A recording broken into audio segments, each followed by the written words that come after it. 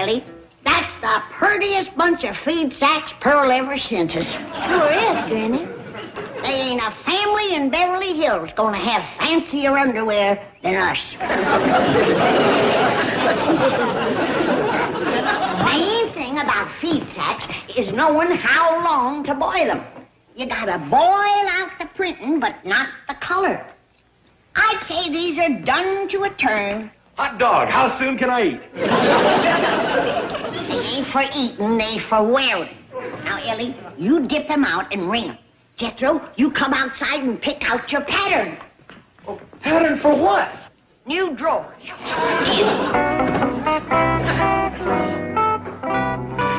Ellie Mae, where's Granny? Oh, she's out back hanging up clothes, pal. My doggers, I'm pleased to see you taking an interest in kitchen work. Well, thank you, pal. Excuse me.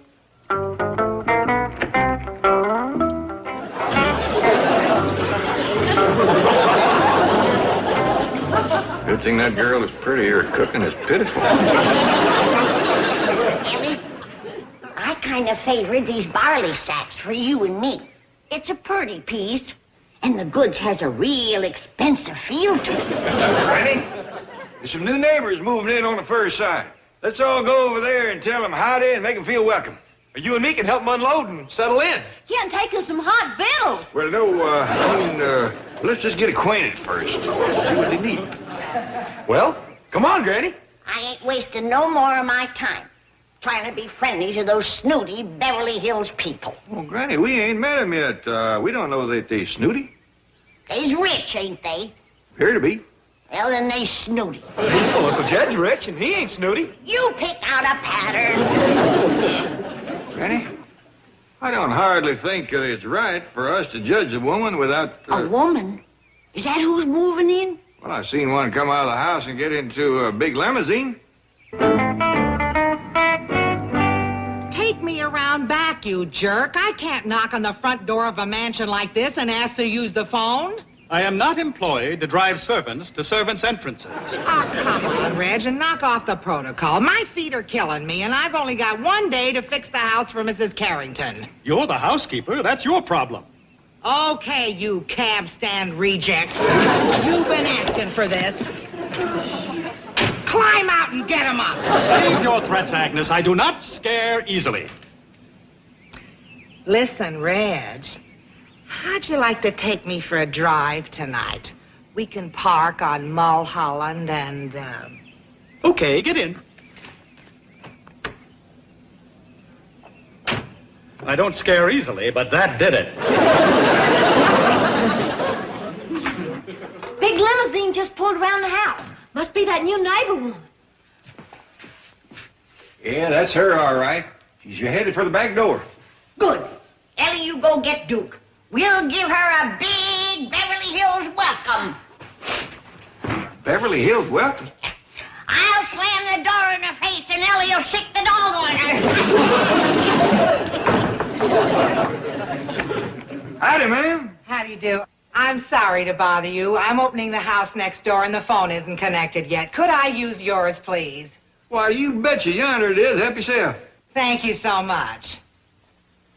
Jed, did I hear her say please? Please and thank you.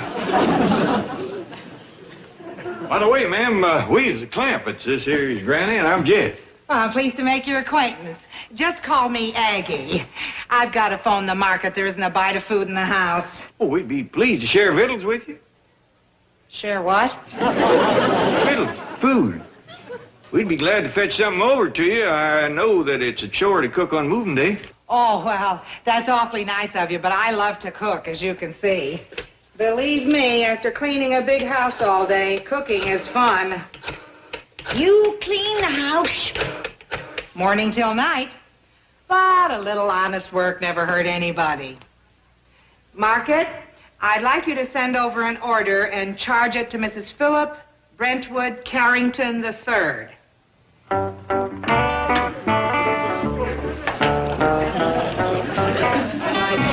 Like 2 loaves of white bread.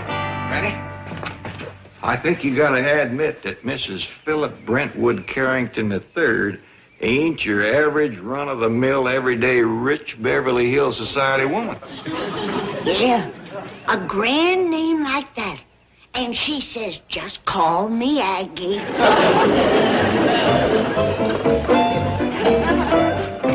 Morning, Jethro. Greetings, dear boy. Howdy. Oh, why so glum? I was hoping the new neighbor'd have a pretty maid, but I didn't see one. Jethro, did I hear you say something about a new neighbor? Yes, sir, Mr. Drysdale. She's just settling in. The moving man told me her name was Mrs. Philip Brentwood Carrington III. Carrington. Carrington. See, that name rings a bell. Jethro, if you are lonesome for feminine companionship, come to my place this evening. Do you have a pretty maid? I got it. Carrington. Mrs. Philip B. Widow. Financial rating AAA. Between 23 and 24. So young. But young. That's how many millions she's got. Well, how old a woman is she? Who cares? With that kind of money, she's in the prime of her life. Oh, hi, folks. Hello, Mr. Clampett. Excuse me a minute. I want to wave goodbye to Miss Carrington. What? Bye, Aggie. Hurry back. That was Mrs. Philip B. Carrington III? Yep, but she asked us to call her Aggie. Awful nice woman. Come on in. Chief, you're trembling. Romance does that to me. Romance? Jed and Mrs. Carrington. They're perfectly mated. 50 million and 24 million. Oh, marriages like that are made in Fort Knox. Chief, that's heaven. It must be. When may I have something to eat? When the market delivers the groceries. But I'm famished. So go pick 'em up. I am not employed to do marketing. Look, Field Marshal, I can't cook 'em if I ain't got 'em, right? You're splashing my boots. How can Mrs. Carrington abide such a slovenly domestic? Oh, you ought to see the domestics next door. A cook and a caretaker straight out of Tobacco Road. He hasn't shaved in a week and she wears army shoes. You should apply for work there. You'd fit right in. Reg, why don't we stop this bickering? Why don't we just step outside and settle this man to man? Well, for one thing, we're a man short. Fake it. Don't get run over by a shopping cart, Tarzan.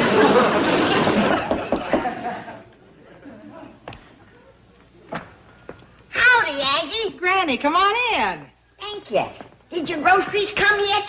No, the chauffeur just went to pick 'em up. Well, I brought you a little treat.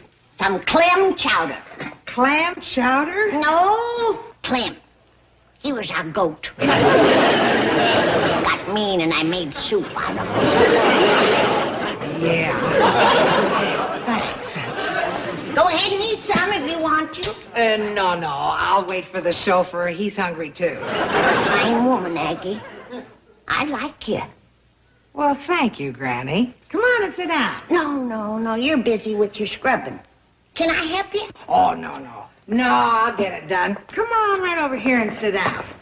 Oh, my dogs are killing me. Ah. A woman with a big mansion like this and all them millions. I'm surprised that you ain't got 4 or 5 scrub women and maids a-helping you. Mrs. Philip Brentwood Carrington III does not throw her money around recklessly. I'm glad to hear you say that. Jed feels the same way. Jed? My son-in-law. You met him this morning. Oh, the fellow with the, That's him. The good-looking one. Yeah. He's a widower, you know. Really? Hard worker, just like you. Morning till night taking care of that big place. You can't hardly find a man like Jed no more. Not in Beverly Hills. I hear you're a widow. Yeah. Where'd you hear that? Mr. Drysdale. Oh, he says he knows all about you. Says you're a fine woman. Well, who is he? What's he do? He's a bank president. He's over to our house a lot. Comes over to talk with Jed about all of his millions. You ought to get better acquainted with Jed. He's a fine catch. That man can do anything. Pick a squirrel out of a tree at 200 yards. Put an edge on a plow that would cut through a hickory root. Plays the harmonica. Makes his shoes. Sounds like a real winner. Come on over and get acquainted. Oh, I'd like to, but I gotta... Oh, my back is killing me. Rheumatiz. Well, something like that. You come on over, honey. I got some medicine that'll fix you up. Make it myself. Is it any good? Good. I've had rheumatiz for 40 years. Loved every minute of it.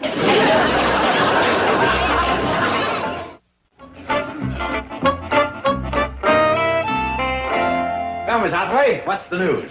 How is that flaming romance coming along? What flaming romance? Jed Clampett and Mrs. Carrington. We've got to keep that affair at white heat.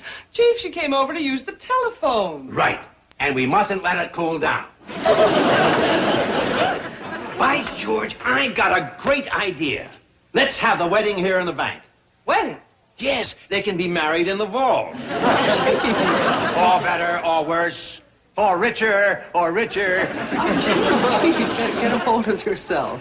Oh, excuse me. I'm an incurable romantic. The fact is, we don't even know what Mrs. Carrington looks like. Well, she's beautiful. Terrific figure. You know. I've got her picture right here. That is a financial report. Yeah. Isn't she lovely? Look at that cash on hand. What a figure. Chief, I'm becoming seriously concerned about you. Your obsession with money is reaching psychotic proportions. And look at those tax-free municipals. Chief! And of course, after they're married, we'll get some great tax benefits from... Chief! You need professional help. Okay. Hire anyone you need. I want the biggest wedding in town. Now, in the meantime, you go on up there and you start playing Cupid. If you can get those two married, by the time we post statements on Friday, there'll be a big bonus in it. I don't want a bonus. I'm not offering you one. The bonus is for me.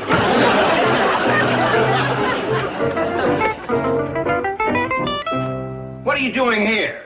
You're supposed to be up there promoting the romance of the century. I would hardly call the mercenary matching of Mr. Clampett and Mrs. Carrington romance. No. Well, what's your idea of romance? Romeo and Juliet, Tristan and Isolde, Venus and Adonis, Heloise and Abelard. Baloney. I'll bet Clampett and Carrington have got more money than all of them put together. This is getting worse. Please, let me call a psychiatrist. What for? Two people can have all the money in the world and still not be happy. I think you'd better call a psychiatrist. You're cracking up.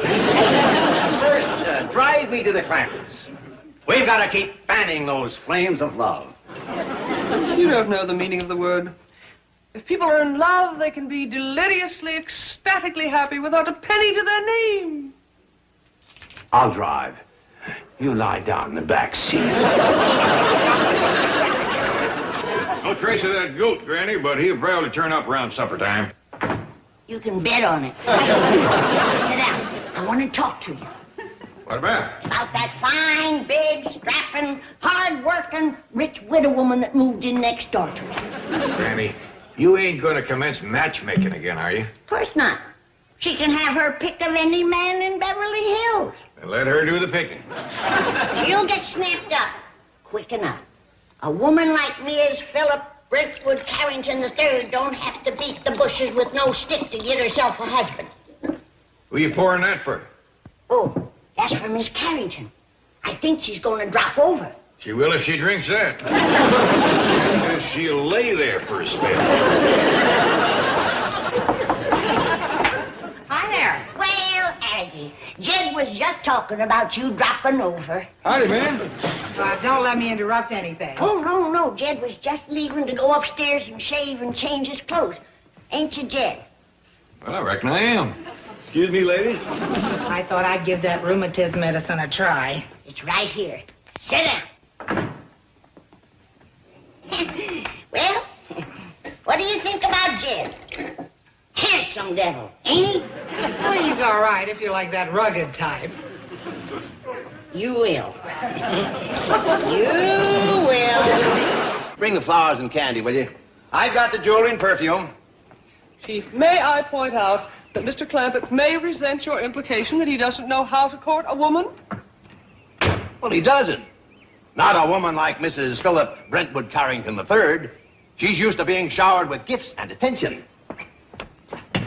Oh, we've got to get those two lovebirds to the altar before estimated tax returns are due. I suppose the ceremony will be performed by a CPA. Can they do that? Howdy, folks. Come on in. Thank you. There, I see you're wearing your Sunday best. Are you planning to call on Mrs. Carrington? Oh, as a matter of fact, she's sitting out in the kitchen jawing with Granny. Oh, good, good. What's all this? Flowers and candy? Who first? I think I'd better let Mr. Drysdale explain that. Well, actually, they're for you, Mr. Clampett. Me? Yes. Mr. Drysdale. You see, here in the city, things move at a faster pace than you used to back in the hills. Now, back there, if you liked someone, you'd probably invite them to take a walk on Sunday afternoon, shoot them a rabbit or something. But out here, you have to shower them with gifts and attention. Now, in addition to the flowers and candy, I've taken the liberty of picking this out for you. Beautiful, isn't it? Oh, and some perfume. Mr. Drysdale. Yes. Just shoot me a rabbit.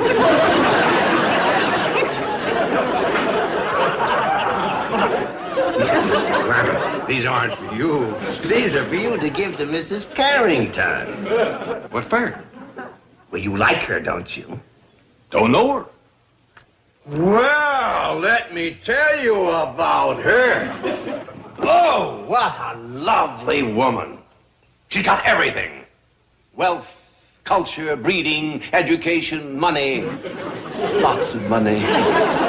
Beauty, sophistication. A princess, Mr. Clampett. A veritable princess. How's your back? What back? Oh, mine. Oh, it's great. You know, you're right about this stuff. It makes having rheumatism a ball. Just sip it, honey. Don't gulp it.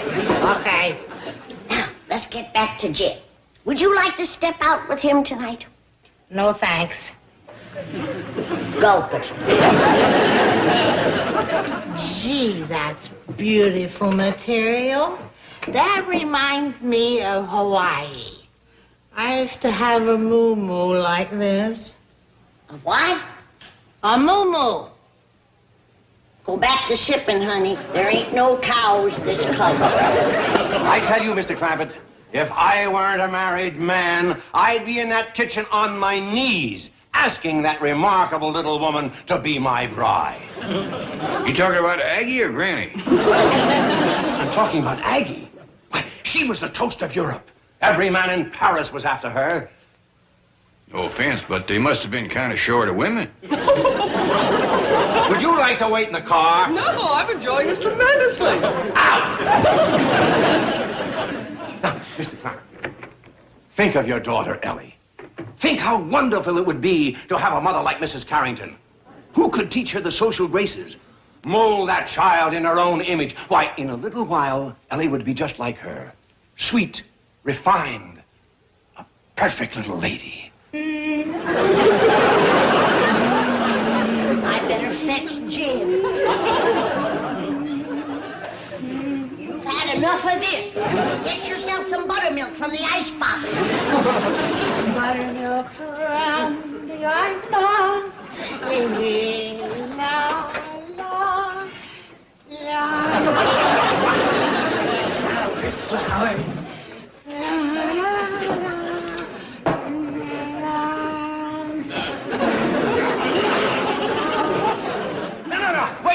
Wait. Just give her these. It could be the start of a beautiful account. Courtship. Friendship. Mr. Drysdale, I thought Granny was a matchmaker, but you take the rag off in the bush. Where's Jim?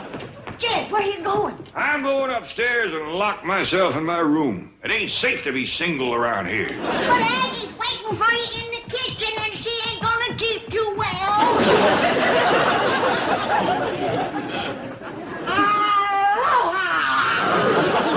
Good heavens. Hi, I'm Melvin Drysdale.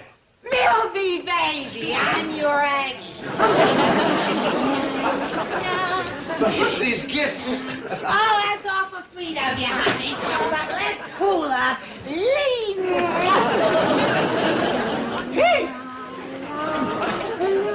Agnes, you are to come home immediately. Mrs. Carrington just arrived. Who? What? Oh, no, moneybags to go peddle her papayas. I have just snagged me a rich banker. I'll never know what he sees in that woman. It's gonna be hard to break the news to Miss Drysdale.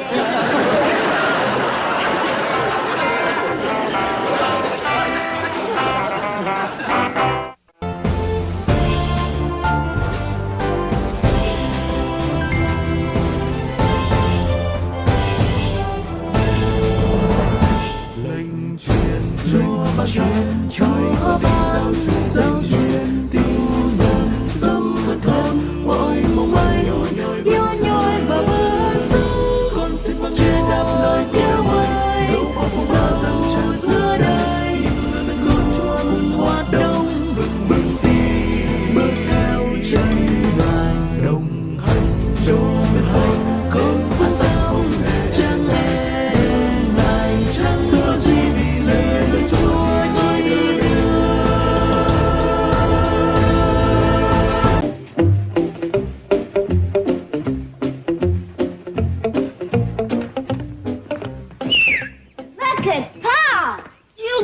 Courting? Of course not. I'm going down to Mr. Drysdale's bank for a business meeting. You seen Jethro?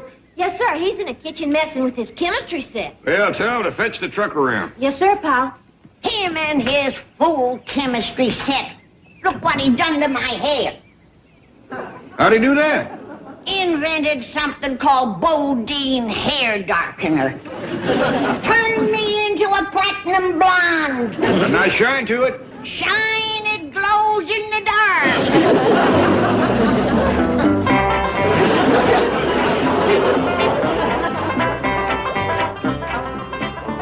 Jethro, how won't you? Right in the middle of a great experiment. If this works. It works! I've done it! Done what? Invented purple orange juice. I'm gonna make a fortune. How? How? When somebody comes along and needs purple orange juice, they's gonna have to deal with me. Granny's gonna turn purple when she sees this mess. Pa wants you to drive him down to the bank. Hot dog. That'll give me a chance to show him my greatest discovery of all. What's that? Something scientists have been trying to find for years. Where'd you get it? I didn't get it. I invented it. This peel can turn water into gasoline. All us great scientists gets laughed at. That don't bother us none. Someday you'll be proud to say she was my lab assistant. Oh, well, what does the lab assistant do? Cleans up a mess. How's it going, Miss Hathaway? Everything ready? Right, Chief. Vintage champagne, chilled to perfection, imported caviar. Oh, good. You know, Mrs. Sebastian is used to the best. What a man. Sponge king, shipping magnate. You got the expensive caviar, I hope. $10 an ounce. $10 an ounce? That's impossible. Oh, see for yourself. 10 ounces, $100. But you left one in there. No, I didn't. All right, but let's leave the can around so Sebastian can see it. That will hardly impress a man like Mr. Lucas Sebastian. He is purported to be a billionaire. Yeah. Think of that. Real live billionaire. And quite a remarkable man. Adventurer, world traveler, oceanographer, authority in marine biology. $1 billion. That's 1,000 million. His concept that the farm of the future lies at the bottom of the ocean is absolutely brilliant. Real live billionaire. How exciting. Farming the ocean's depths. Doing what? Farming the depths of the ocean for food. Well, whose nutty idea is that? Mr. Sebastian. Oh, brilliant, brilliant. You mean you didn't ask why he wants to organize a syndicate? Look, when you get a chance to hook up with a man like Lucas Sebastian, you don't go asking foolish questions. Everything that man touches turns to gold. You must be talking about Jed Clampett. That sounds like a perfect description. Oh, no, Fleming. John, I was talking about the man who's going to head up our new syndicate. Lucas Sebastian. What are we going to finance? Home movies? Oh, of course not. Mr. Sebastian wants you to see a film about this project. Yes, he has a brilliant plan to farm the depths of the ocean. Farm the depths of the ocean. How does that sound to you, Fleming? Well, if Jed Clampett goes for it, you can count me in. He's yet to make a wrong move. One of the shrewdest investors I've ever seen. Yes, I make all his investments. You know, a classic example is that broken-down movie studio he picked up for a song. $5 million, wasn't it? 5.5. Hear that? $5.5 million. And I'll bet anything is worth 25 today. The man's a genius. It's my idea. I'm the genius. By the way, Melvin, where is Clampett? He's coming, isn't he? Well, of course he's coming. And when he gets here, he'll tell you himself that I'm the brains behind his every move. So, put together a little of this and a little of that and come up with a Bodine gasoline bill. You drop it in a tank of water and a car will run on it, huh? Yes, sir. We's running on it right now. Seem to be chugging along good as ever. Makes no difference. I'll switch back to the gasoline tank so you can see for yourself.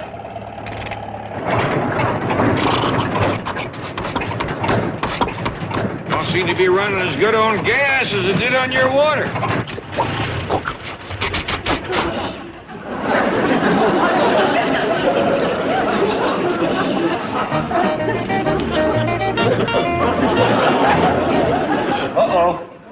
Uh-oh, what? Got the valve in backwards. We've been running on gas. Right now, he's running on water. Right now, we ain't running. I'll switch back to gas.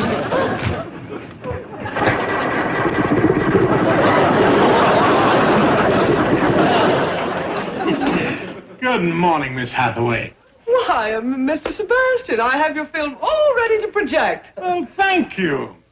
This is a little token of my appreciation for your scholarly interest in my underseas farming project. Oh, you shouldn't have, really. Oh, my goodness. Why, it's a sponge? Yes, one of the finest ever brought up by my divers. Why, it's absolutely magnificent, just beautiful. I'm glad you like it. Yes.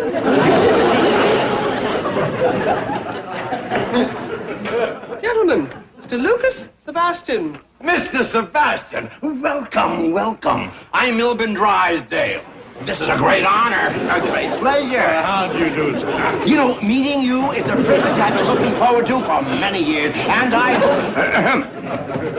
I'd like to present Mr. Fleming Pendleton and Mr. John Canada. Mrs. Drysdale, Yeah. my hand. What about it? I'd like it back. Gentlemen, shake hands with Mr. Lucas Sebastian. Sebastian. How do you do, sir? How do you do? How do you do, Mr. Sebastian? Sit down. Have some champagne, caviar. No, I'm on a very strict diet. What? Yes, if you don't mind, I think I'll sit over there where I won't be tempted. Diet?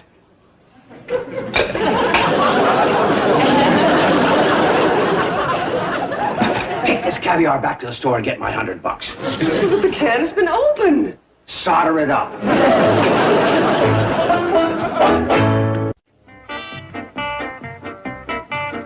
Right now, Uncle Jed. Step down on that old starter.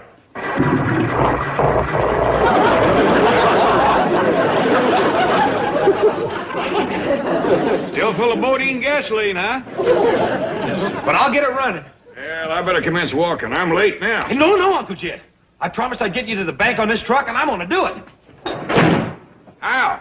You steer, I'll push.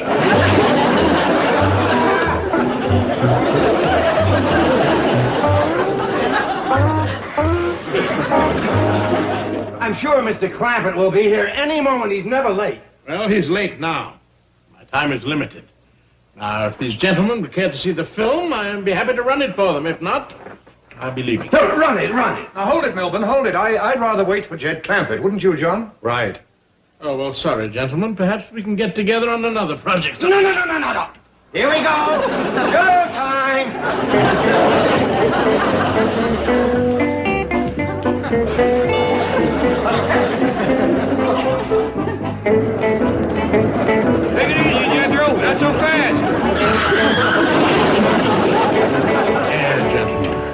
Beneath the oceans that cover 70% of our globe lie the fields and farms of the future. In these very waters, where my divers once harvested sponges, we will harvest a crop of plankton and undersea vegetation worth billions.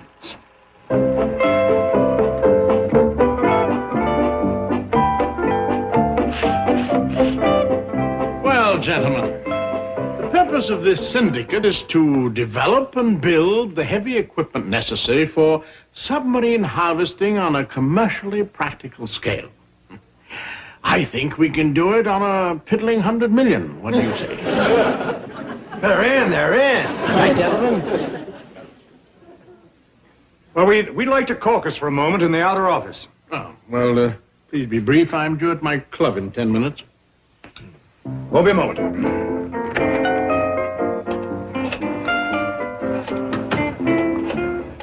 What do you think, Fleming? Well, it worries me that Clampett didn't show up. If this undersea farming was worth anything, he'd be here.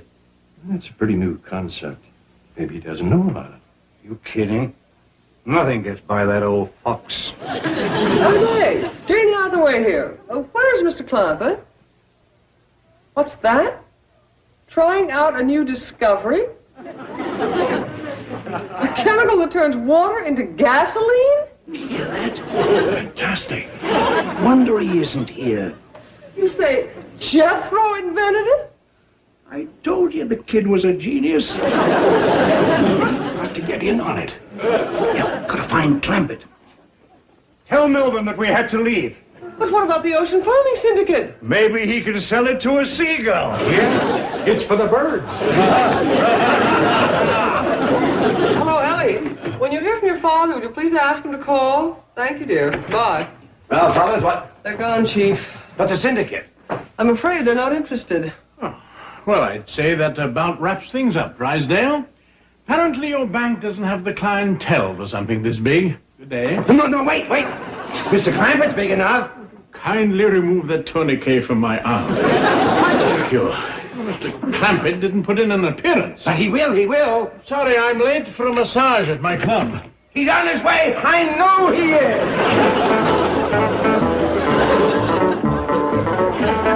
Better come in, slow down, Jethro. I gotta make a turn at the next corner. Jethro, I say slow down. Jethro!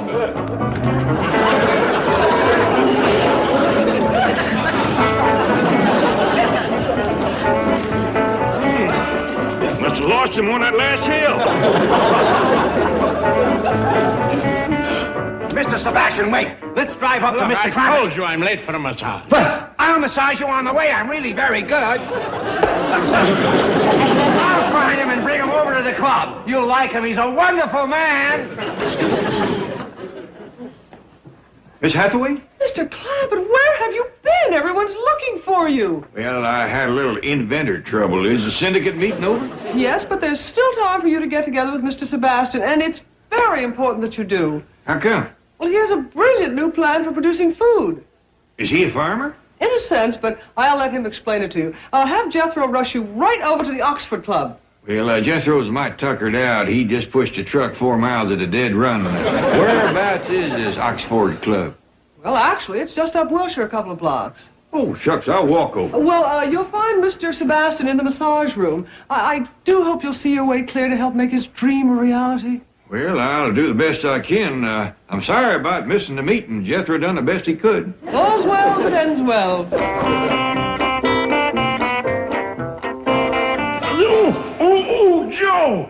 Take it easy. Have a heart. Oh. I'm sorry, Mr. Sebastian. You told me not to show you any mercy till the last of those 20 pounds were gone. Yeah, but Joe, I've been doing my best. I've been starving myself for 3 days. Oh, don't give me that. I heard about those donuts this morning. Oh? Who informed on me? I just happened to date the waitress at the coffee shop. Give me a $10 tip. Oh. And you promised me a $100 tip if we got rid of those pounds by tonight. And I'm going to do it. Yeah, but Joe, just let me rest for a couple of minutes, eh? Well, okay, just for a couple, though. And then I'm going to beat you, bake you, boil you, steam you, and fry you until those pounds come off. All right, it's a deal. Just let me have 40 winks.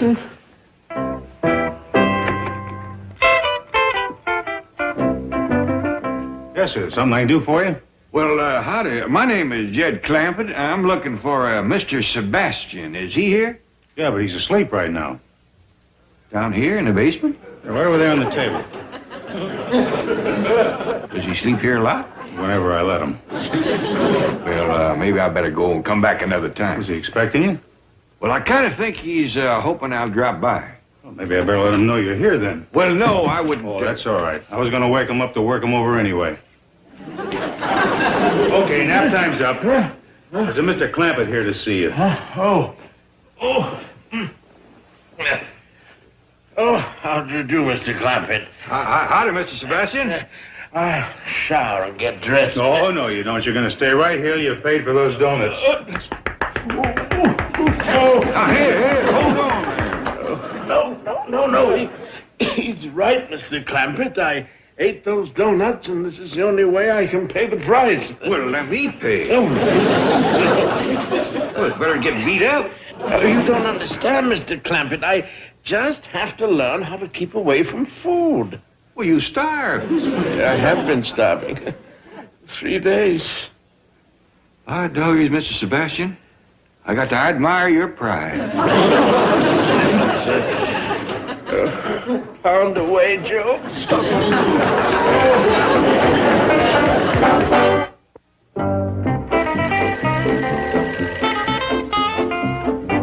Hello? Jed? Where are you? I'm in some place called the Oxford Club trying to help this poor farmer. I tell you, Granny, he's a pitiful case. He sleeps in the cellar on a hard table, no clothes on his back, and ain't got the price of 2 donuts. You gonna grub stake him, Jed? I'm sure going to try, but it ain't going to be easy. He's poor, but uncommon proud. He'd rather take a beating than let me pay for his donuts. Out of here and into the rollers. No, not the rollers. Not Yeah, the rollers. No. Granny, I got to get out of here before I tangle with the fellow that runs this place. He's the meanest, orneryest critter I ever seen.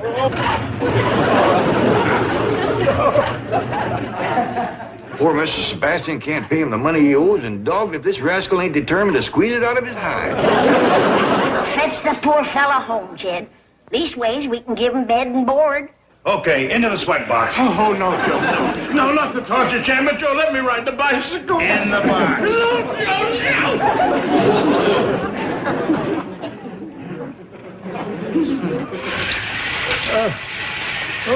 Granny, I'm afraid it's going to take a scrap to get Mr. Sebastian out of here. That fella Joe done took the wheel off his bicycle.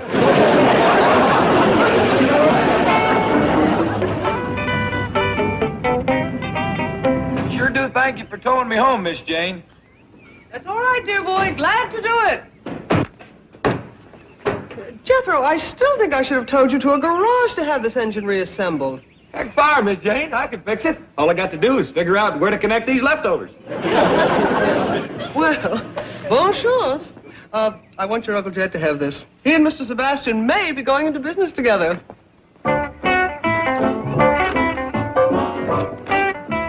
Good thing I graduated 6th grade. I hate to tackle this without education.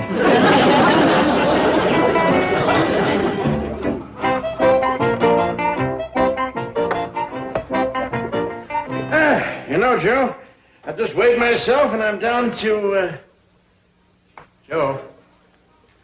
Joe, where are you? Oh, let me out of here. Get me out of this thing.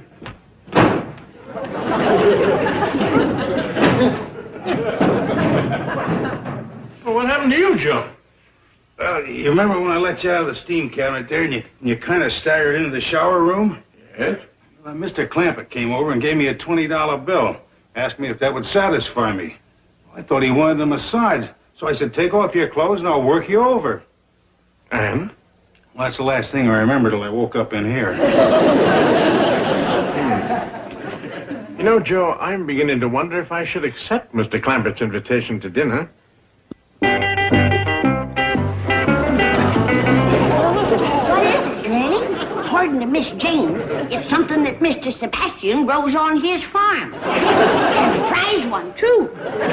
When's it gonna be done? I don't know, child.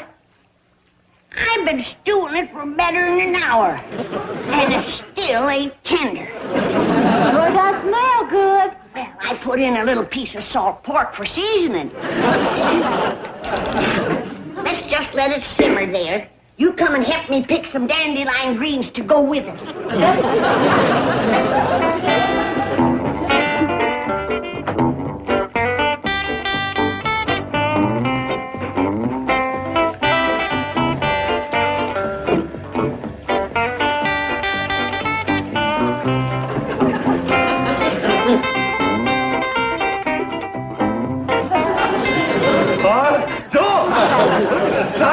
Mushroom. Well, come in. I'm glad you could make it. Thank you. I see you got some clothes. Oh, yes. Mrs. Sebastian was telling me that's hand-loomed Irish tweed. Got it on Bond Street. Now, don't you worry. It looks fine. Want to borrow my razor? No. I got a little surprise for you, Mrs. Sebastian. You hungry? Oh, I've never been so hungry in my life. There you are. 2 dozen of the finest donuts money can buy. Just a wallering in sugar. Me? For you and no strings attached. No.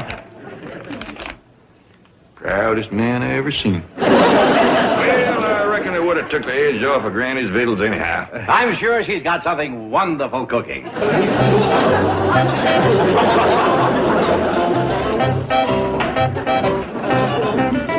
You just dump them right in the kettle.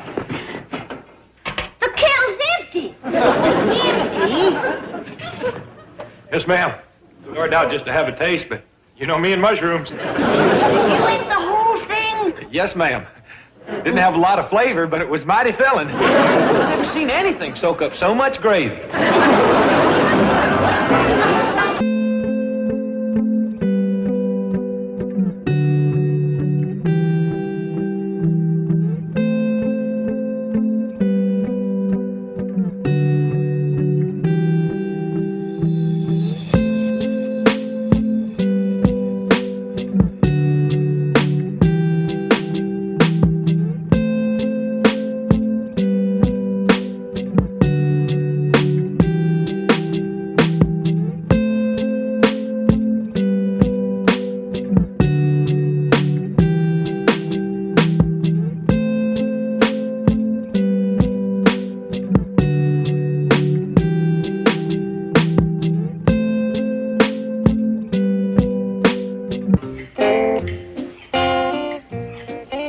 Uncle Jed? Yeah, boy? I need to talk to you. I got trouble. What kind of trouble? Girl trouble. What kind of girl trouble? The worst kind. I ain't got one. So, let's sit down, boy. What you hiding behind you there? This is a picture of you when you was my age. What you doing with that? Well, I was hoping it'd jog your memory a mite. Granny says when this picture was took, you was a lady killer, a cash cab.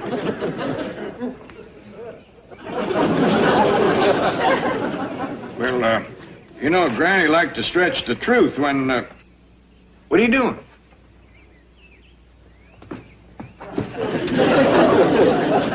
Notice the resemblance? What do you want, boy? I want some advice on how to get girls. Well, I ain't the one to give you that. I wasn't a lady killer of Cass County. You wasn't? No, there's plenty of fellas had me backed off. There was, well, let me see now. There was, Now, you take go. What do you want to know, boy? I want to know just exactly how you went about getting a girl. Well, as I recollect, I done my best girl getting on Saturday afternoons. Yes, sir.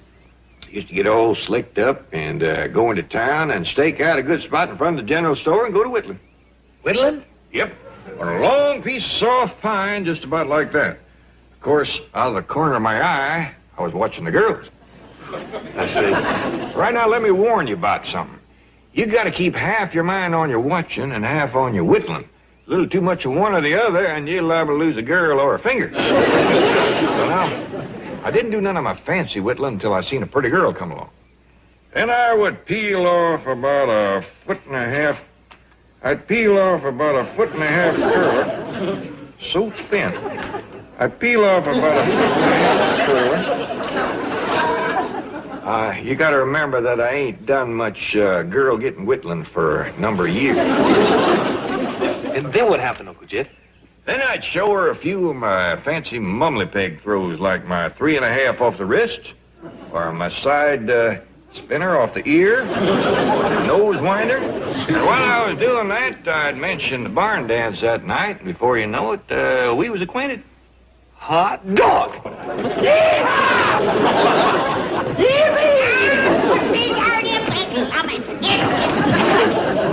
What was all that for? He's just full of oats, Granny. I declare that boy'll eat anything. He ain't been eating them, he just feels them. Uh-oh. Huh? Jethro says you told him how to get a girl. Yep. Well, tell me so's I can get a fella. Well, I don't think it'll work for a girl, Ellie. You'd best ask Granny how to get a feller. Well, would you tell me, Granny? Let me think about it. Oh, please. I'm going to do it. I just want to think about it. At my age, you got to take your fun where you find it. Now, as I recollect, us girls used to do our best hunting in front of the general store on a Saturday afternoon. Well, how come? 'Cause that's where the fellas used to stand and pretend to whittle whilst they watched the girls. Granny, I ain't never seen fellas whittling in front of stores in Beverly Hills. Yeah. Come to think of it, they probably ain't no boys around today that dumb. Got my pocket knife ready, Uncle Jed?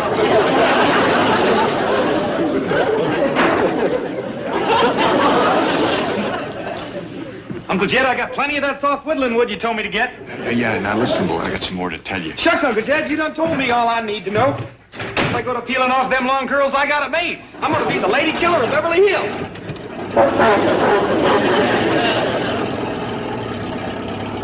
Granny, I didn't realize the boy was so desperate. Ellie, too. Or if she ain't, she ought to be.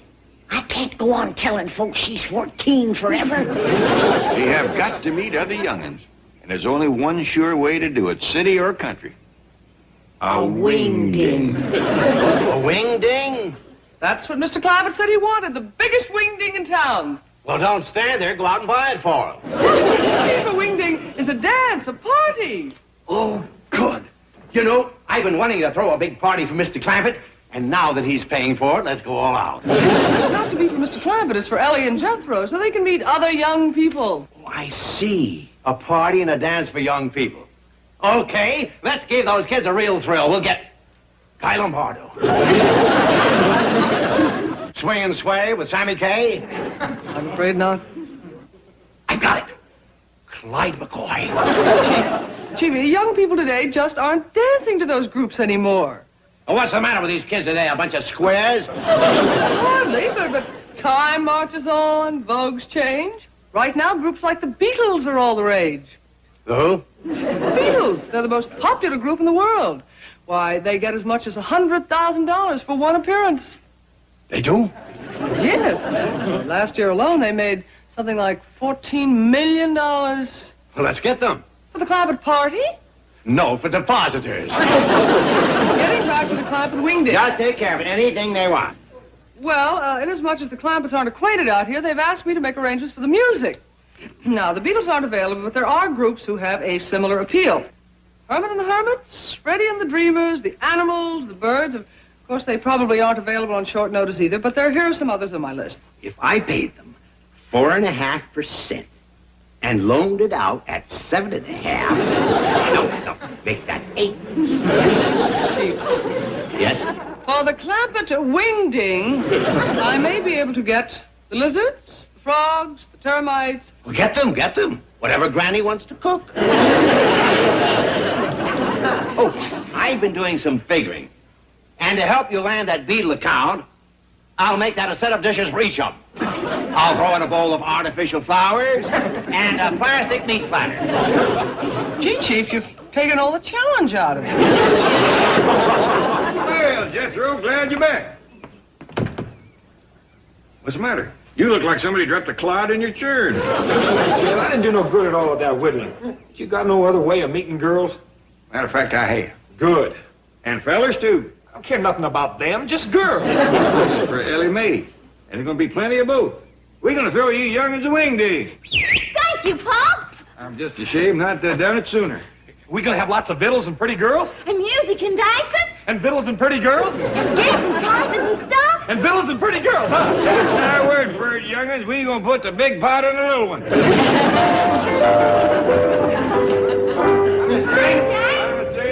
Greetings, all.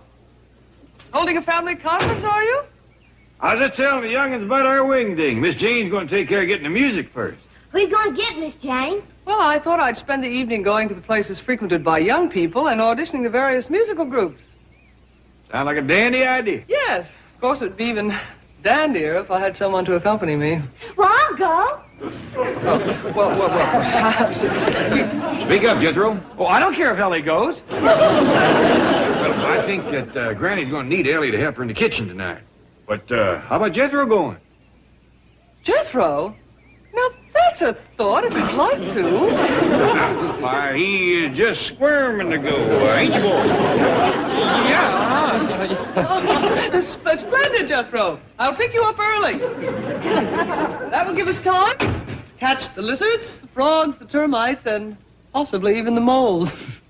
Thanks, Miss Jane, but you just worry about the music. Granny will take care of the victuals. Yes. Well, au revoir.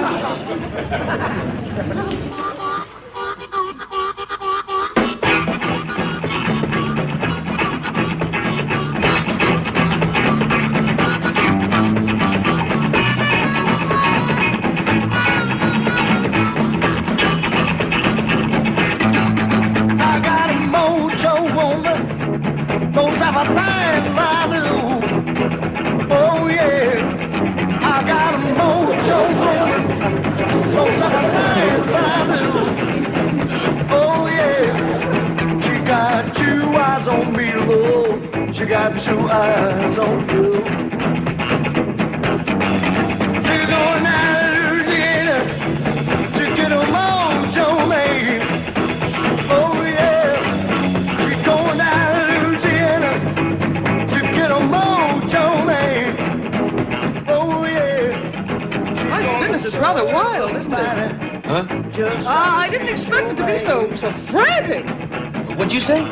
I hardly think this is suitable to our needs. It's too savage, too primitive. It just won't do. It just grabs it,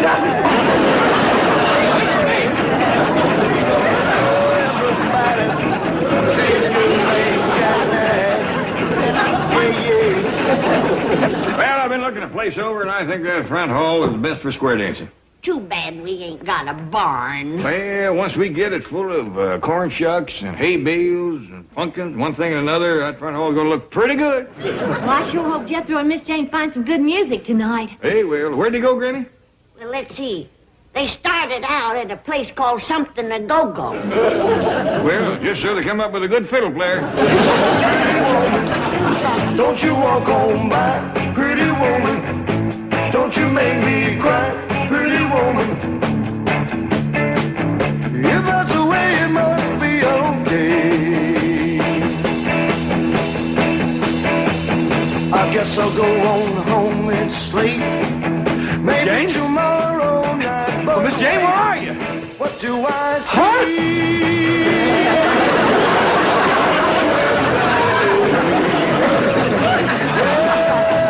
Is he coming back to me? Oh, pretty woman.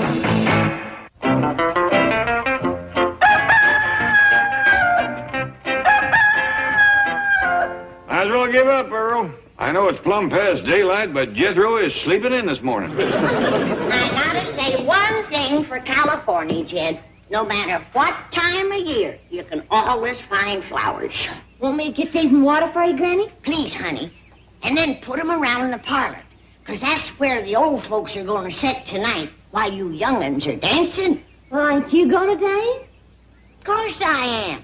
I'm talking about old folks. We dug up all the rocking chairs we got, Granny, but they ain't gonna be enough for all the old folks to rock. Well, I'll pass around my rheumatism medicine, and them that ain't rocking will think they is. Car left! March! Halt! Good morning, Granny. Mr. Clampett? Morning. Are you all right? Do you know what time I got up this morning? 6 o'clock. Jethro's sleeping in, too. We all have mornings when we don't feel like getting out of bed. I feel wonderful. I marched all the way from my house. Well, that's a good 100 yards. I guess I am a little bushed. You look about the way Jethro did when he dragged in last night. Yeah, him and Miss Jane was out awful late. Yeah, the boy was dead on his feet, but he said that they found some mighty fine music for our wingding at that go-go place. Plenty of young folks, too. Jethro hauled off and invited everybody that was there. Well, I'm glad to know the music and guests are taken care of.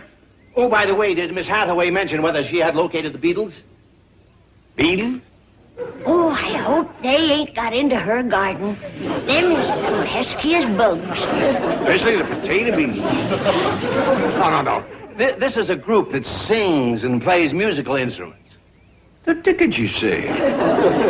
Oh, yes, they're famous. They appear all over. They make a fabulous amount of money. Singing Beatles, huh?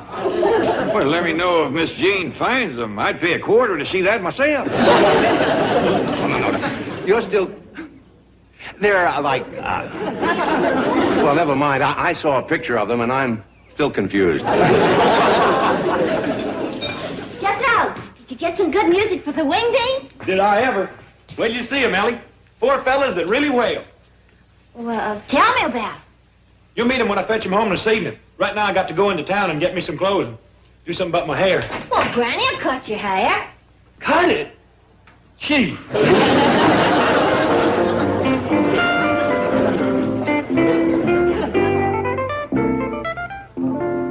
Morning, Mr. Drysdale. Good morning, Ellie. Let me get you a cup of coffee. Oh, thank you. How about a bowl of... Ellie Mae, there was 3 boxes of flakes in there. Well, Jethro just finished breakfast. Well, glad the boy's up. We can go out and get the decorations. Jethro's gone to town, Paul. Said he'd be back this evening. This evening? Why, we ain't gonna have time to fetch the trimmings for the hall. Well, let me take care of that for you, Mr. Clampett. Well, can you get hay and corn and pumpkins and such? Anything you want. I'll have it brought in by the truckload. I'd like some autumn leaves, if it don't cost too much. Hang the cost. I enjoy spending money on my friends, especially when they can afford it.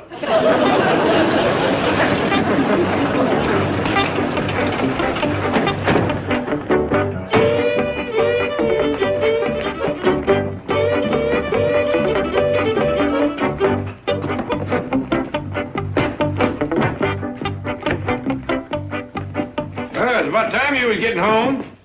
Well, where'd you get all this stuff? Never mind. Now get upstairs and change your clothes. Where's them fellas you was gonna fetch home? Miss Jane's bringing them. Here, Ellie. There's more on the truck. Granny, you got this place looking like a barn. No, thanks to you. Now get upstairs and change your clothes. Go on now. What is it, Ellie?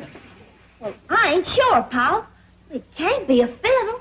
There ain't no bow with it. Not a banjo.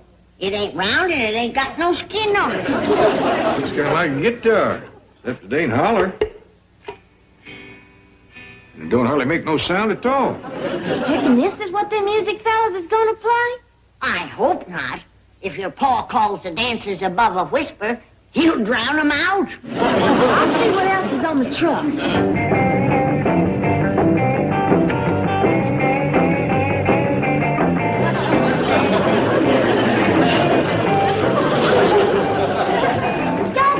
Jethro. What's the matter? Well, he said Miss Jane was fetching fellas.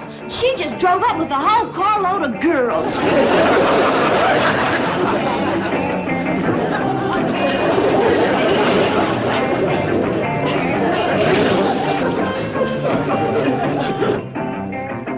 It was an honest gross mistake, Ellie. These girls are right, but they dress like fellers.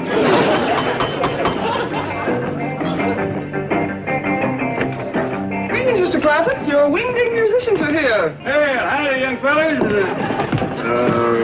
Lady? Well, welcome, everybody. These are the Clampetts. These are the enemies. Howdy. Hi, how are you? Did she say they was the enemies? Yes, sir. I'm glad they ain't on our side. Oh, they have some other things to unload. Oh, good. Say, excuse me, but do any of you all play the fiddle? Well, it's got a beat, we can fake it.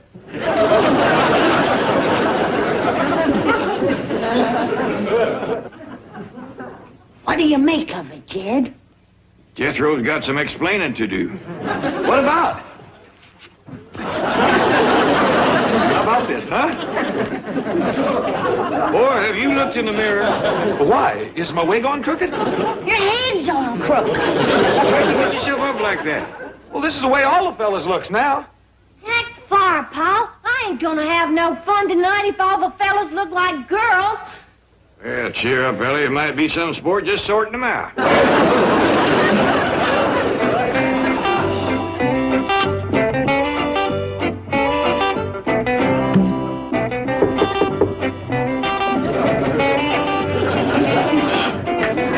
Hello, Granny. I wanted to get by earlier. How's the wingding? Are the young people dancing? No! They're twitching and jumping like a bunch of worms on a hot rock. No wonder they got long hair. They can't stand still long enough to get it cut. I hope Mr. Clampett isn't too upset. No. Jed's finally got him quieting down. He's trying to learn him to square dance. Wonderful. Let's go see how he's doing. Right hand, your partner. Left hand.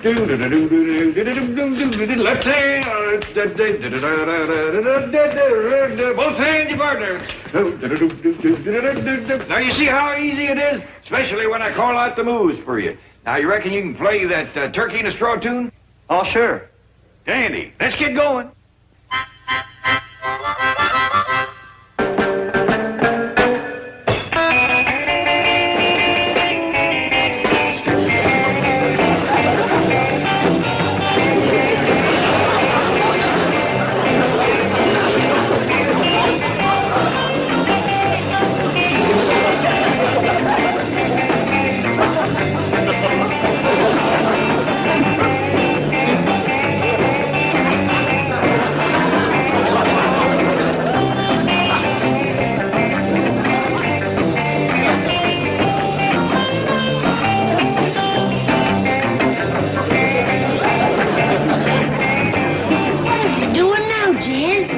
Believe it or not, they are square dancing.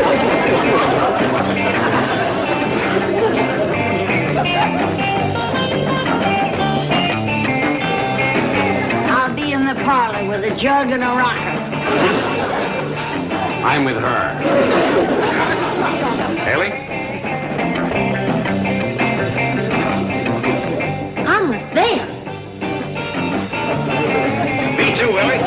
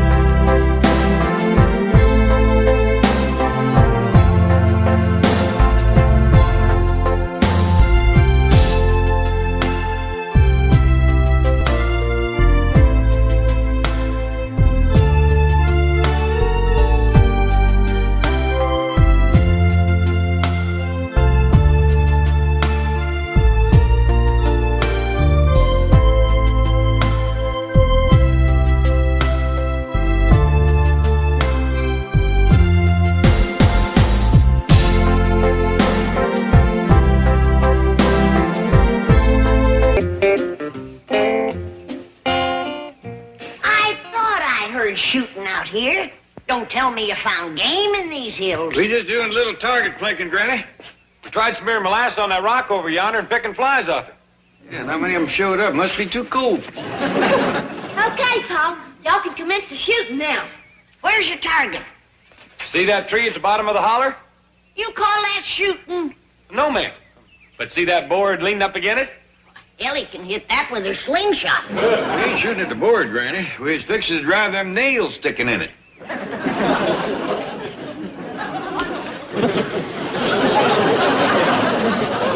They'll say that ain't hill country shooting. Granny's right, boy. See that rock over on the left? Yes, sir. Let's ricochet off that and then drive the nail. Good. How far do you make that to be? Oh, about 100 yards. Too close for this gun. All right, boy. Every other one.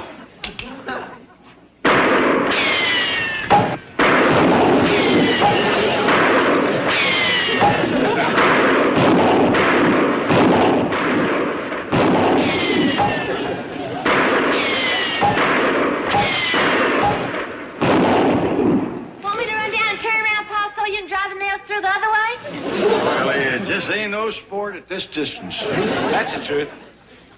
Why don't we all go out in the country where we can do some real shooting? Now, Yeah!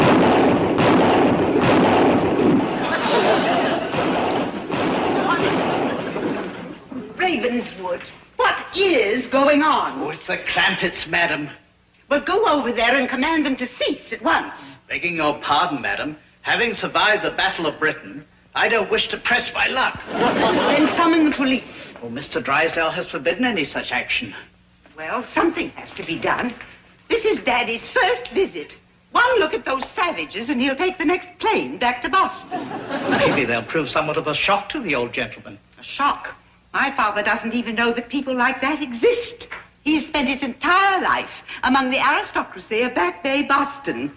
Why, he hasn't even accepted Milburn yet. We've been married 25 years. Well, speaking of your husband, madam, perhaps he could persuade the Clampetts to take a trip. That money-hungry bourgeois. He's afraid to let them out of his sight. I'll do it. I must do it for Daddy's sake. Tell Perkins to pick me up at the Clampetts. We'll go to the airport from there. Yes, madam. Whereabouts should we go, Uncle Jed? Well, let's head for some tall timber. I hear there's a place out that way called Westwood. sounds dandy. We ain't seen no real wood since we left the hill. Let her roll, boy. Hey, wait for us! Hey, yonder comes Miss Drysdale. On the double, too. Wait! Howdy, Miss Drysdale. Want to come out in the country with us and do a little shooting? No, Mr. Clampett. My father is arriving from Boston this morning. Well, do tell. Well, ain't that nice? I don't believe we ever met you, Pa. I know. You never met anyone like you either. Don't they have millionaires in Boston? That wasn't what I meant, but never mind. I'm here to ask a very great favor. We'll ask away. Anything at all. Just tell us what we can do. Well, you see, Daddy is one of the leading citizens of Boston, and this will be his first visit out here. And I'm terribly anxious to make a good impression. And, well, I guess I'll just have to come right to the point. His plane will be arriving soon. Could I persuade you Clampetts to take a little trip? Why, you bet you can. Wonderful. We'll go right out to the airport and fetch him. What? Ellie and me'll stay here, so you can go along. Sure. You and your pa can ride up here on the bench. Good thinking, girls. Dandy view from up there. She can show them the sights. You too, Duke. Come on down. Oh, no, Mr. Clampett. Well, all right, if you want to take him. Your pa partial to hound dogs, is he? Never see a finer one than old Duke. Keep you warm up there, too. Come on, Miss Drysdale. No, I wouldn't think of letting you drive me to the airport. Why, shucks, it's our pleasure. It'll show your pa what kind of neighbors you got. My father doesn't even know there are neighbors like you. You met him at the airport. He fainted away. No fooling. Little act of kindness like that.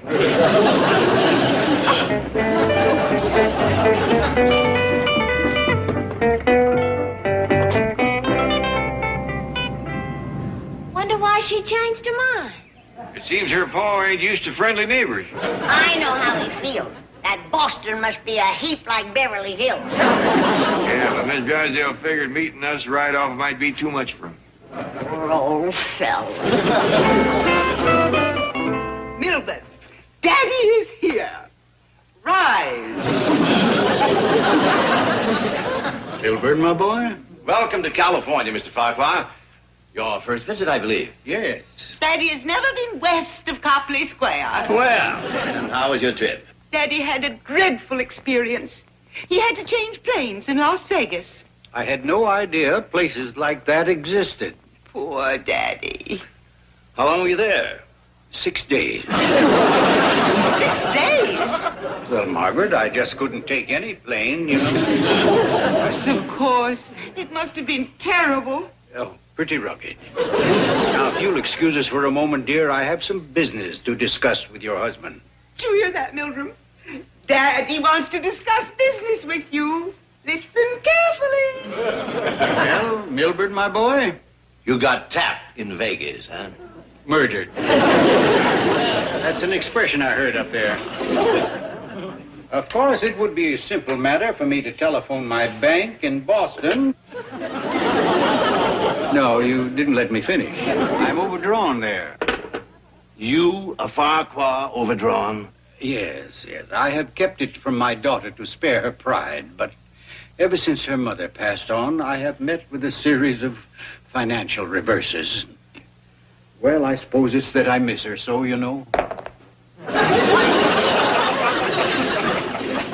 Well, now an old man needs something to turn to in his grief. Now, if we could arrange a little something to tide me over... How much do you want to borrow? Oh, I'm not asking to borrow money. No? No. I'll roll you high dice. Forget it. Now, look, I'm glad to have you stay at the house. You'll have a nice room, plenty of food, but I will not finance your gambling. In fact, you should seek a cure. Would you like to finance that? No, I wouldn't. Any money you want, you'll have to wheedle from your daughter. I give her a very generous allowance. You know, son, for 25 years, the Farquhars have looked down on you. We always felt Margaret married beneath her. And you know something? We were right. Daddy, before we go home, I must prepare you for a shock. He hasn't cut off your allowance. No, no. It's about our next-door neighbors, the Clampetts. They're terrible people. Well, how terrible? Oh, they're simply unbelievable. Peasants. Little better than cave dwellers. Well, why does Milburn tolerate them? They have $50 million in his bank. How much did you say? 50 million.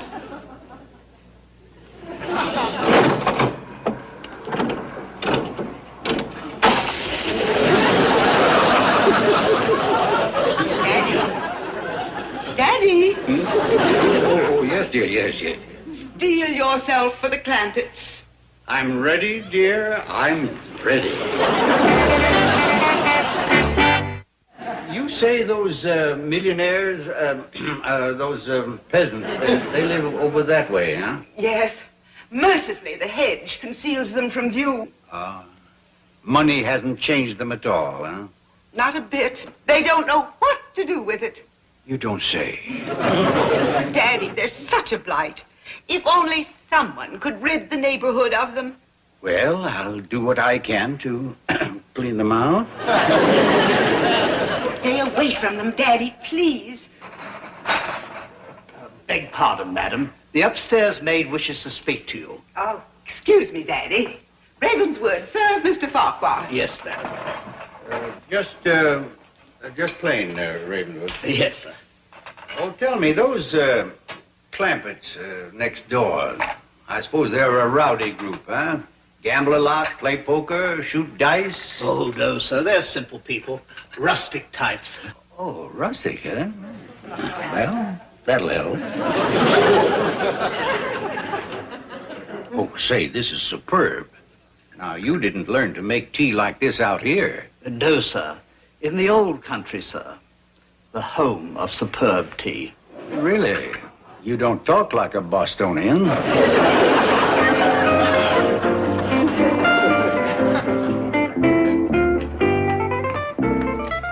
Howdy! You must be Miss Drysdale's pa. Uncle Jed said you was skittish. Yes. Who are you? I'm Jethro Bodine. Oh, for a moment I thought you might be one of the Clampetts. Well, I am. Uncle Jed's my uncle, Cousin Ellie's my cousin, and Granny's my grandma. Genealogically speaking, that computes. Huh? There are 4 of you. Just a minute. Yeah, that's right. What's your name? Lowell Redlings Farquhar. Oh, go on. Well, that's really my name. Well, would you mind if I just called you Shorty? Well, all right, go ahead, Jethro. Thank you. I hope I ain't friendly enough to you too fast, but Granny won't bust out the company victuals till we's all good acquainted. As a matter of fact, I'm anxious to get all good acquainted with you Clampetts, too. Hot dog! Let's go! Here, wait! What are you doing? Jed, my possum is coming on for done to a turn. How long we gonna have to wait for that Boston fella to get unskittish? Well, if Miss Drysdale don't fetch him over here to meet us pretty soon, we're gonna have to figure out a way to commence breaking the ice. I can do that. Got a little icebreaker right here. Don't get too handy with that jug. You might be a temperance man. Jethro's coming with Miss Drysdale's pal. Hi, everybody. This here's my Uncle Jed, my Cousin Ellie, my Granny. Come on, Shorty, let's go wash up and eat. Yes. Put that man down. I tried that, Uncle Jed, but he couldn't keep up with me. Put him down. Thank you. I'm real sorry, Mr. Farquhar, but when Jethro has an empty stomach, he gets a head to match. Now, boy, you go in the parlor and lay a fire. Ain't we gonna eat? Do like I tell you. Gee whiz, after I went and toted him over here, introduced him and everything. You go on upstairs and put on a pretty party dress. Yes, sir, pal. Well. How do you like your possum, Mr. Farquhar? Falling off the bones tender, or with a little fight left in it? I beg your pardon, did you say possum? Look at him, Jed. He can't believe his good luck. Just cooking the same as always, Granny, and it'll be finger-licking good. You boys enjoy yourself. I'll call you. Thank you. Well, what would you like to do, Mr. Farquhar? Well, I don't know. We might chat a little, or... I don't suppose you play cards. Well, I have held a couple of hands of whist. What do you have in mind? Well, I came across a new game on the way out here. Something called poker. Yeah, I've heard of that. Of course, I never played any. It looked like a lot of fun. Shall we give it a try? Well, I'm sorry, but I haven't got a deck of cards in the house. Well, it just so happened that I have some here. Oh, good. Yeah, I play solitaire a lot now that I'm a widower. Widower now.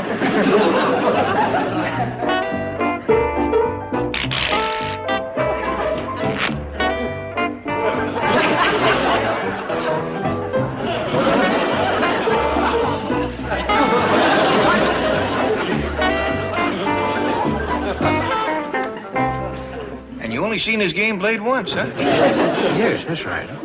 You sure picked it up in a hurry. Yes, didn't I? Now, each one of these matches is worth $100. What ticket you say? I'll have to speak to Jethro. He uses $1,000 worth just getting the fire going. Is that right? Now, we'll start off by playing a little game called Seven-Toed Pete. I thought we was going to play poker. It's the same thing. You learn me as we go along, huh? You can depend upon it. What a nice you. It's a pleasure.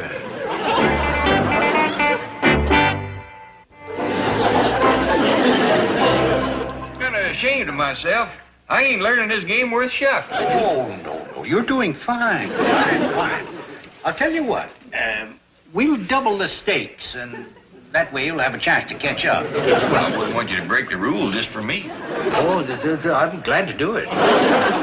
Would you like me to deal once you've been doing it all? No, I'm not tired.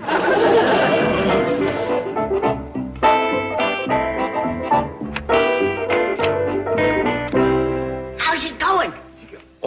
fine. You boys shouldn't play with matches. We's ready for that possum any time, Granny. It's gone, Jed. Gone? That stomach that walks like a boy. Got it. This news is going to lay heavy on Mr. Farquhar. Oh, yes. I'll be greatly disappointed. I can open up a can or something. That'll be fine.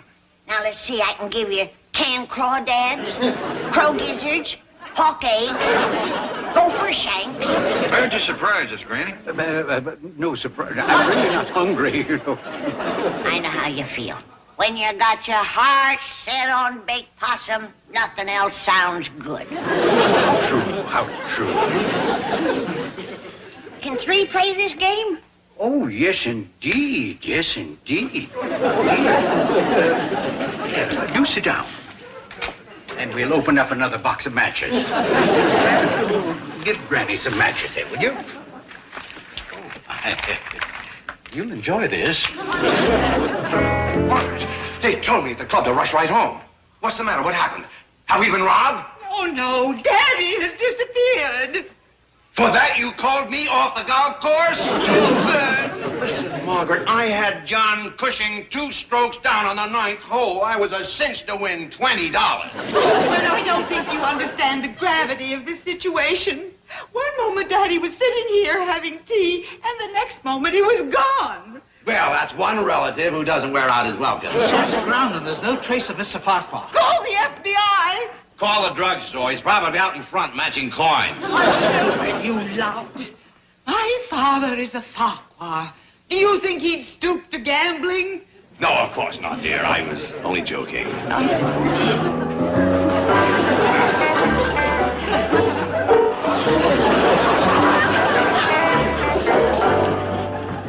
Granny, let me deal now, will you? Oh, I don't mind. By doggies, Granny, you're getting pretty near as good as Mr. Farquhar. Thank you. But you'll have to learn her that fancy way you deal off the bottom of the deck. Excuse me, Granny. I shot Jethro Brittany to town, but he gave me the slip. Well, never mind. Are you hungry yet, Mr. Farquhar? No. Well, you might as well clear the dishes off the fancy eating table. Yes, sir. Too bad we ain't had victuals in the billiard room in some time. Oh, did you say billiard room? Yeah, there's a billiard head hanging on the wall. Head? Would you like to see it? You're about out of matches anyway. Yes, I'd like very much to see it, yeah. So this being called a billiard room and that a billiard table, we figured this critter must be a billiard. Awful plain looking, ain't it? I'd say that, yeah. That's the part they put up on the wall. I'd hate to think what the rest of them looks like. He must be as heavy as he is homely. You can see this table is built extra stout. Holding up his carcass. Trouble is, it's so big we have to use these pot passers to hand the riddles around. Did you know that you could play a game on this table? You don't say. Yes, it's called pool. And you play it with these pot passers. I could show it to you if you like. We could play for matches. Would you like that? That sounds dandy. All right.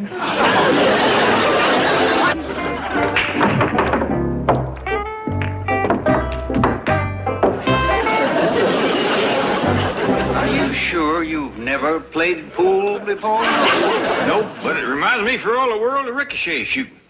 What kind of shooting? Ricochet.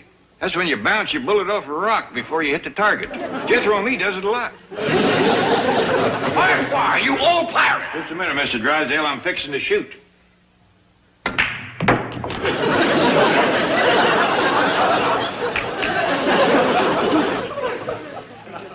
Now, what was it you wanted, Mr. Drysdale? I don't remember. Rack him up, Mr. Farquhar.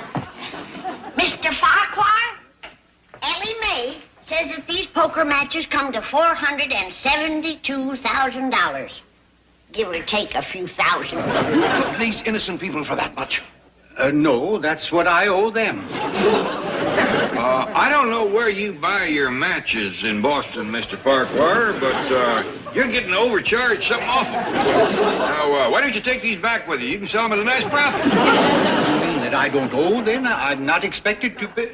Let's forget about the matches. We'll both enjoy the game better if we don't have to keep track. Well, that is wonderful. Grab yourself a pot pastor, Mr. Drysdale. Rack 'em up, Mr. Farquhar. Don't figure on playing more than an hour, Lowell. I just stuck another possum in the oven for you.